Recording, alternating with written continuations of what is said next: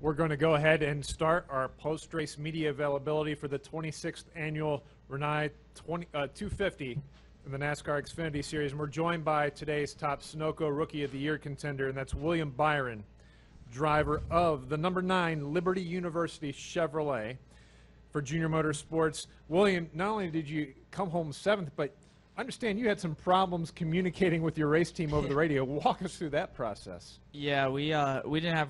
I couldn't communicate with them the whole race, so we just started the race and pushed the talk button and nothing. So thankfully, I could hear them the whole time, which was good. That was a huge deal, because if we couldn't do that, we wouldn't be able to race. But I think just I don't know if something parts failure or what, but just unfortunate there. But we kind of put that behind us pretty early. It was kind of fun.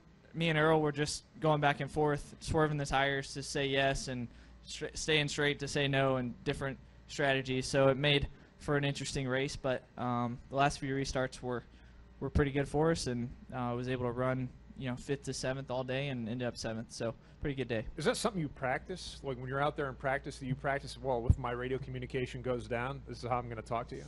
No, I've never had that issue, so I didn't even know what to do. But thankfully the team, got me situated, got a plan going of what we needed to do, and it just makes it hard on adjustments, because we can only go really one direction. We can't change multiple things to help the car. So those last couple restarts, we needed us to be a little freer, but if we had a long run, we needed something else. So just a challenging day, but a good day overall. Okay, we're going to open the floor up for questions. If you have a question, we'll start here at Jacob and work our way around. Jacob Seelman, Performance Motorsports Network. I've actually got two for you, William. First, as far as how you ran the day, I know you said it was challenging, but at the same time, for so much of the day, you were either the highest Xfinity regular or scrumming for the top of the board all day. As far as the segments and the way it paid points for you guys, is a consistent day maybe better than the 7th place result?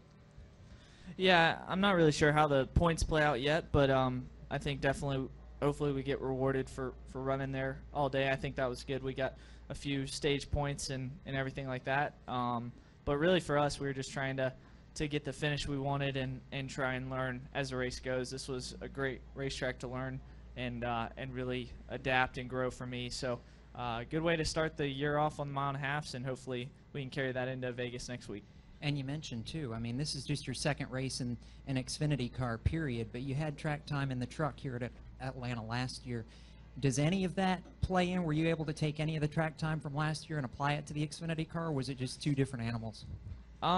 They're kind of two different animals. I mean, the truck was a little more aero-sensitive, but then you had a lot more throttle time. So I feel like the tires fell off quite a bit more in this car than the truck, and just had to kind of manage that and learn from that each run.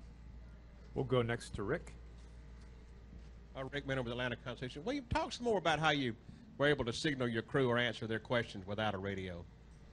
I mean, really, Earl just talked me through saying what would be yes and what would be no, and kind of staying on the yellow line if it was a certain way, if it was past a certain degree of loose or tight. So really just worked on that. I mean, getting to pit road was pretty easy. They just talked me through when pits were open and all that. So it was actually pretty seamless. I mean, they made it as good as I think we could, but hopefully don't have that issue next week.